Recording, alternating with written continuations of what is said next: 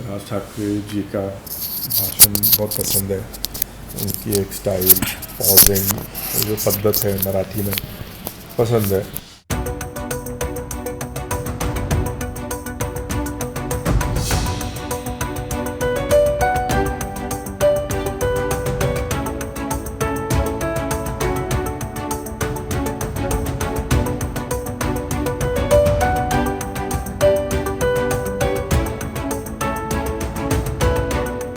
It is difficult, but it's not that difficult.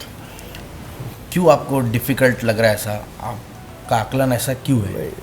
नहीं, difficult मतलब जिस तरह से ट्रोलिंग चल रहा है, ओवरऑल प्रेशर्स है, उस तरह से डिफ़िकल्ट है।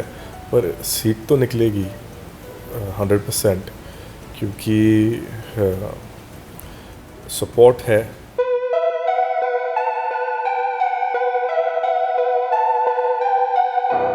हमने जब हमारा स्टेटिस्टिक्स काउंट किया तो कांग्रेस, पीडब्ल्यूपीआई और एनसीपी और एमएनएस मिलके हम ये सीट आसानी से निकाल सकते हैं। तो प्रॉब्लम सीट निकालने का नहीं है। This is my first time fighting in election and I am facing tremendous trolling from people and pressures, so it's interesting, at the same time it's a little difficult. लेकिन sir, जो अभी latest सर्वे सामने आया है, ABP news और सी voter का सामने आया, उसमें बताया गया है कि मावड़ लोकसभा की जो सीट है वो शिवसेना के खाते में जाते हुए दिख रही है। आप उसको कैसे देखते हैं, इस तरह के जो सर्वे आते हैं? वो सर्वे फेक सर्वे है, जैसे फेक न्यूज़ आजकल बहुत जा रहा है, वो एक फेक सर्वे है। वो सर्वे को मैं कुछ सीरियसली नहीं लेता हूँ, क्योंकि जितने भी सर्वेज हमने किए हुए वो हमारे एडवांटेज में आ रहे हैं। और ये जो सर्वे उन्होंने दिखाया है, शायद वो थोड़ा मिस मैनेजमेंट और अनस्टेबिलिटी क्रिएट करने के लिए शायद वो कर रहे हैं। पर उसमें वो कुछ वो सक्सेसफुल नहीं हो गए, क्योंकि लोगों को मालूम है कि ये सर्वे ही फेक है।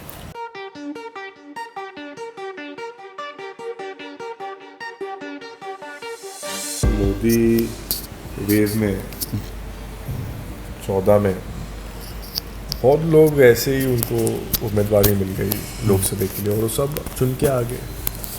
उनको किसी ने प्रश्न नहीं पूछा, तो मुझे क्यों पूछ रहे सब लोग?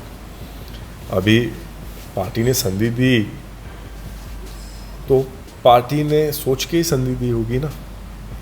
उसमें मैंने कुछ ऐसे नहीं किया कि हमें टिकट चाहिए ही चाहिए। और पवार साहब का जो निर्णय था वो उनको लगा कि वो अच्छा है पार्टी के लिए, कि उनको लगता है कि घर में इतने टिकट नहीं मिलने चाहिए, तो उनको पार्टी चलाना है।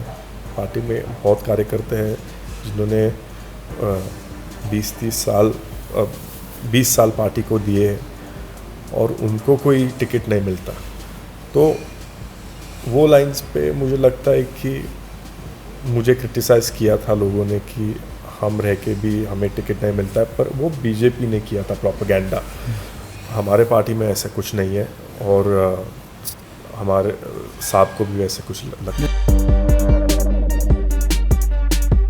हाँ, मैंने बात तब पवार साहब ने बोला कि मैंने ऑलरेडी स्टेटमेंट दिया है, तो मैं स्टेटमेंट वापस नहीं ले सकता।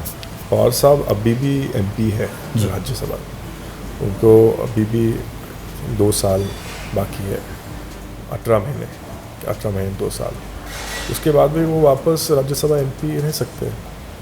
लोकसभा अलग है, तो लोगों को अभी भी नहीं समझ में आता है कि साहब अभी भी एमपी है, तो वो प्रश्न क्यों हमेशा घूम फिर के वापस वो मेरे पास आता है, मुझे कुछ समझ में नहीं आता है। पर ठीक है, लोगों ने उसको एक मीडिया अटेंशन करके एक टॉपिक उन्होंने अट्रैक्ट किया, और हमने एज अ फैमिली उसको झेला है, और सब अच्छा चल रहा है, ऐसा कुछ प्रॉब्लम नहीं है। इलेक्शन के लिए किया था, बहुत लोग वैसे बोलते हैं, और वो उनके अगेंस्ट भी जा रहा है और उनके फॉर में भी जा रहा है, तो 50-50 है। अभी तक सर्वे नहीं बता रहा है कि एग्जैक्टली लोगों का क्या कहना है, पर मेजॉरिटी तो लोगों को अभी पता चल रहा है कि ये इलेक्शन के लिए ये सब कर रहे हैं और ये गलत है। देश को इस तरह से इलेक्शन के माध्यम में यूज़ नहीं करना चाहिए।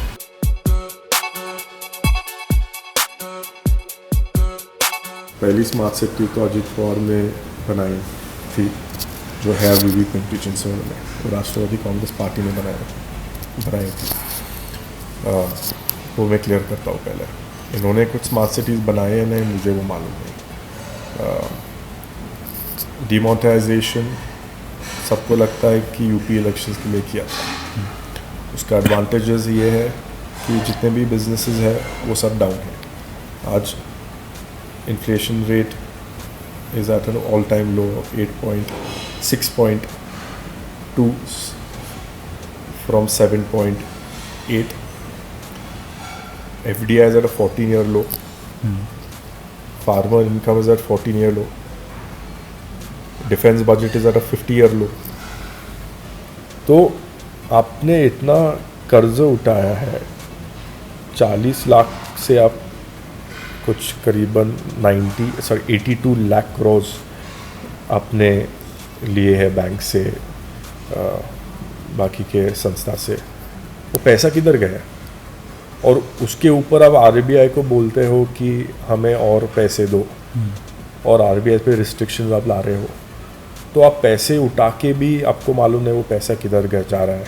आरबीआई को आप बोल रहे हो आरबीआई का रिजर्व फंड्स हमें दो, वापस आप ब्लैक मनी नहीं ला सकते। आपने एक भी रुपये नहीं लाया। डिमोनेटाइजेशन उसके लिए किया था कि ब्लैक मनी आएगा वापस, किधर है? कुछ नहीं आया। तो आपने ये सब झूठ आश्वासन किए हैं, उससे फ़ायदा क्या हुआ है देश को? कुछ नहीं। बेरोज़गारी इतनी बढ़ गई है कि लोगों को मतलब कोई संधि नहीं मिल रही जॉब्स के लिए। कंपनीज अच्छे नहीं कर रहे, उनका इकोनॉमिक साइकिल डिस्टर्ब हो गया है। एफडीआईज नहीं आ रहे, नई कंपनीज को इंडिया में बिजनेस नहीं करना है। तो आपने क्या किया है, क्या अचीव किया है? राज ठाकरे जी का भाषण बहुत पसंद है, उनकी एक स्टाइल, पॉजिंग, जो पद्धत है मराठी में पसंद है। पर मुझे लगता है कि विद टाइम मेरे भी बहुत इम्प्रूवमेंट्स आपको दिखेंगे। और अभी होता है, पहली बार जब आप भाषण देते हो सबके सामने, कभी एक दो गलती होती है, पर हमारे दूसरे तीसरे चौथे भाषण में वैसी कोई गलती नहीं हुई है, पर वो लोग नहीं बताते हैं। और आपको एक चीज़ भी मालूम है कि विराट कोहली के पहले ओवर में कुछ सेंचुरी नहीं मारता। विराट कोहली होने को उसको टाइम लगता है। तो मेरा भी सिचुएशन वैसा ही है, मुझे थोड़ा वक्त दो। सब मेरे ऊपर ही आ रहे हैं कि एक्सपेक्टेशन से कि ये बच्चा ऐसे नहीं कर रहा है, कुछ ऐसे नहीं कर रहा है, इसको ये करना चाहिए। ठीक है यार, 1 महीना ही हो गया, 1 साल तो होने दो। सबके ऊपर है। एक पॉलिटिशियन के लड़के को होता है, एक एक्टर के लड़के को होता है, एक डॉक्टर के लड़के को होता है, लॉयर के, जिनके भी पिताजी उनके प्रोफेशन में और उनके दादा उनके प्रोफेशन में टॉप पे है, तो उन पे प्रेशर पड़ता ही है। आप क्या कर रहे हैं इस प्रेशर को कम करने के लिए? आपकी रणनीति क्या है? मुझे 1 साल दो, मैं आपको बताता हूँ। 1 साल तो लगेगा ही आपको बताने के लिए। कोशिश तो चल रही है, पर अभी मुझे तो चुन के आने के बाद उसके बाद मुझे काम करना है। वो अलग प्रेशर है, ये अलग है भाषण और लोगों से बात करने का। तो ये दोनों 2 तरह के प्रेशर है, तो देखते कैसे होता है।